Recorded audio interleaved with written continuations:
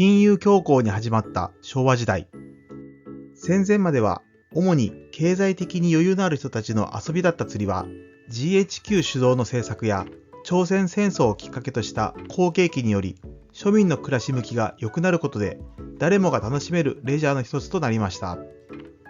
1950年代にグラス竿やナイロン糸などの大量生産品が一般化し、その後の1960年代の高度経済成長期には釣り人口が爆発的に増加しました。そして庶民のレジャーとしての地位を確立しました。この昭和時代を戦前、戦後、高度経済成長期と3つに分けてお届けします。今回は現代の釣りの礎を築いた高度経済成長期を解説いたします。本日の結論です。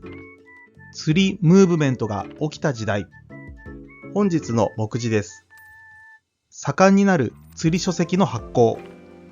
高度経済成長期を経て、この2つについて解説いたします。最後に昭和時代に発展した釣り物と昭和時代の高度経済成長期の出来事を年表で見ていきます。盛んになる釣り書籍の発行。昭和初期、数多くの釣り関係書籍が発行されました。その多くはいわゆるハウツーもので、昭和17年、1942年発行の松崎明治氏が表した釣り技百科など、現在でも図書館で目にする本格的な書籍も出版されました。フライフィッシングと鮎のドブ釣りに関する書籍も多くありました。永田一秀氏によると、フライフィッシングはニジマスやブラックバスの移入、鮎のドブ釣りは鮎の養殖・放流が盛んになったことが理由の一つであると言います。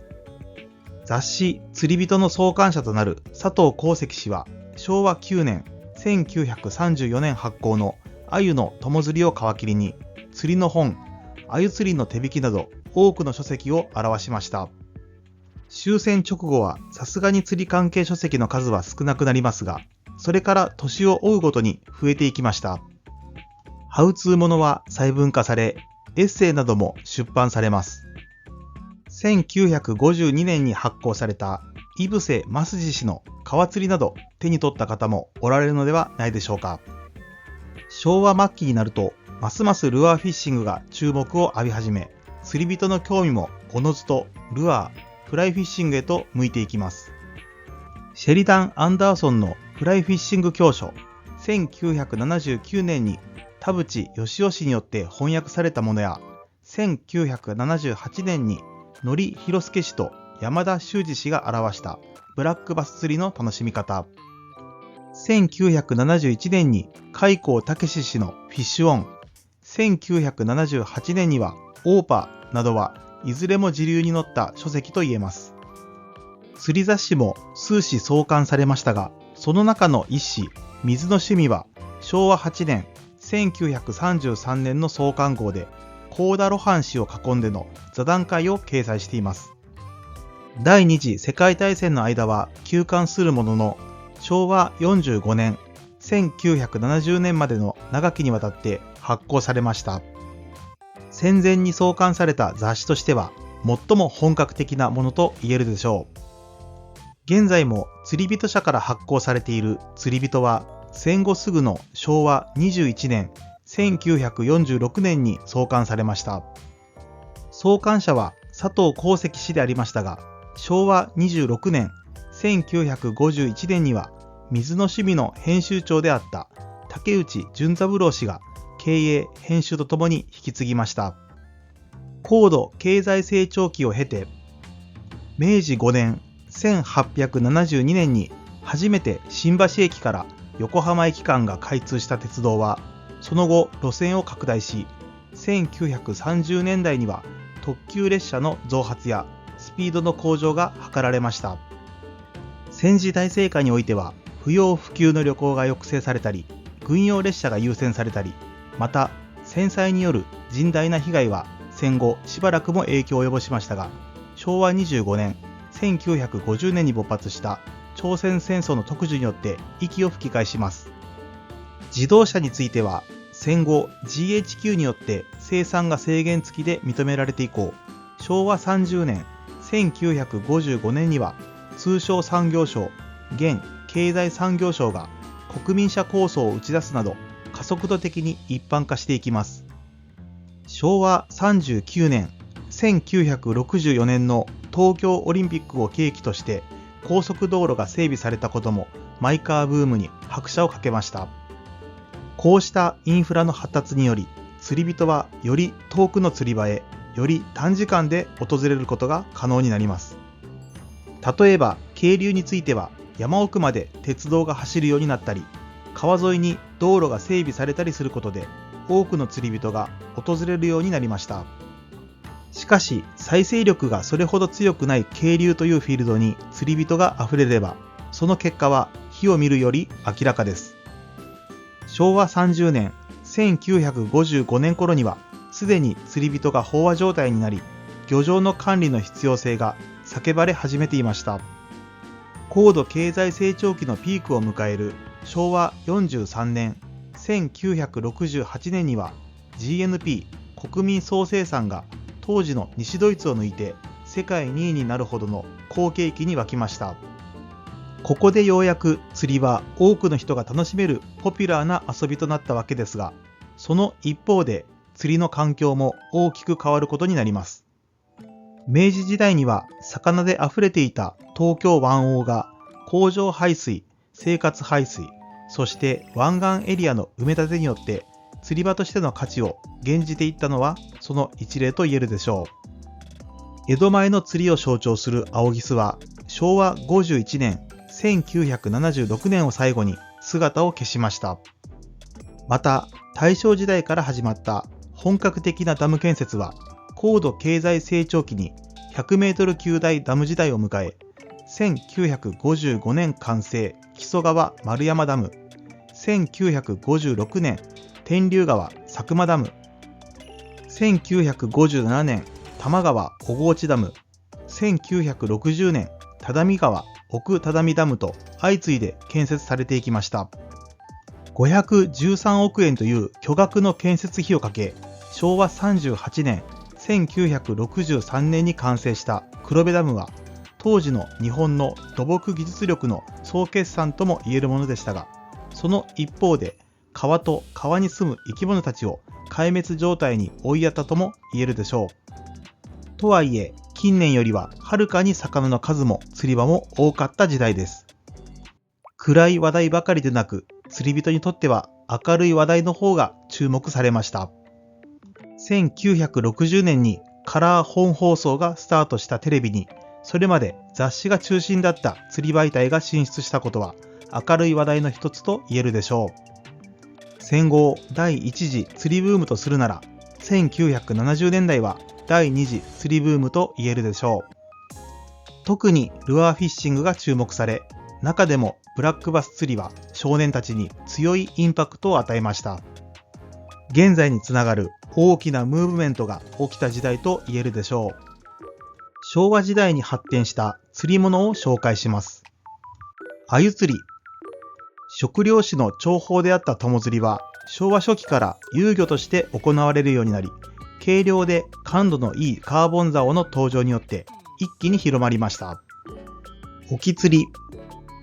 魚群探知機の普及により釣りシーズンは長く、釣果は確実なものとなりました。ルアーフィッシング。当初はトラウト狙いの釣法として人気を博したルアーフィッシング。高度経済成長期からはブラックバスの釣りが大流行し、トーナメントなどが盛んに行われるようになりました。まさに第二次釣りブームの立役者と言えます。投げ釣り。ナイロン糸とスピニングリール、グラス竿といった大量生産品の恩恵を最も強く受けたのが投げ釣りです。飛距離を伸ばす投法の研究も盛んに行われました。磯釣り。昭和初期からイシダイなどの大物を狙う磯釣りが行われ、同好会なども数多く設立されました。高度経済成長期以降はより手軽な釣りが脚光を浴びました。フライフィッシング。明治時代から日本に滞在していた海外の財界人によって楽しまれていたフライフィッシング。特にトラウト王国北海道では愛好者が増えていきました。昭和時代の高度経済成長期の出来事を年表で見ていきましょう。昭和45年、1970年、大阪で万国博覧会が開催されました。日米繊維交渉が始まります。日本釣り振興会が設立されました。しまのが釣り具業界に参入します。昭和46年、1971年、円が変動相場制に移行しました。1ドル308円。開高武氏がフィッシュオンを出版しました。昭和47年、1972年、札幌で冬季オリンピックが開催されました。通産省田中角栄氏が日本列島改造論を発表しました。日本初のカーボン FRP ロットオリムピック正規シリーズアマゾン、キューバ、バージニア、ホノルルが発売されます。クレハ化学工業、後のクレハがフロロカーボン糸を発売開始しました。昭和48年、1973年、70歳以上の老人医療が無料になります。第4次中東戦争の影響でオイルショックが起こります。オリムピックからカーボン FRP 製アユザオ正規アユが発売されました。シマノがアメリカで世界初の非円形ベイトキャスティングリールスピードスプール BB1 を発売しました。釣り漫画釣り吉三平が週刊少年マガジンで連載開始しました。アメリカのフェンウィック社が世界初のグラファイトロッド HMG を発表しました。昭和50年、1975年、沖縄海洋博覧会が開催されます。ベトナム戦争が終結します。昭和51年、1976年、ロッキード事件が発覚します。ガマ活よりガマイソレットが発売しました。週刊釣りサンデーが創刊しました。昭和52年、1977年、シマノ BB1 の国内モデル BM1 が発売しました。昭和53年、1978年、日米国交正常化を果たしました。ガマ活が大阪難波で釣り展を開催しました。開高武氏がオーパを出版しました。昭和54年、1979年、第2次オイルショックが起こります。第5回先進国首脳会議東京サミットが開催されました。JGFA 日本ゲームフィッシュ協会が設立しました。漫画釣りバカ日誌がビッグコミックオリジナルで連載を開始しました。昭和56年、1981年、富士工業が富士 SIC ガイドを発表しました。JCA 日本キャスティング協会が設立されました。昭和58年、1983年、テレビ番組ザ・フィッシングが放送開始しました。昭和62年、1987年、バブル景気、平成景気が始まります。ニューヨーク株式市場で株価が暴落しました。永田一秀氏が江戸時代からの釣りを出版しました。昭和63年、1988年、消費税法案が参議院で成立します。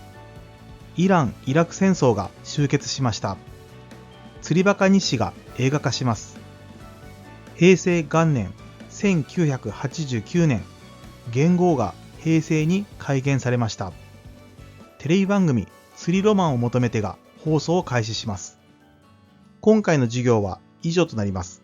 最後までご視聴ありがとうございました。高評価やチャンネル登録をしていただけるととても嬉しいです。サブチャンネル遊びって学べるも合わせてご登録いただけましたら嬉しいです。釣りに関する時事ネタや釣りって学べるの裏話、そして私個人的な意見や釣り以外の遊びなどなど配信していきます。特にゲームがお好きな方は必見ですよ。ぜひ釣りでも釣り以外でも一緒に遊んで学びませんか？また次回の動画でお会いしましょう。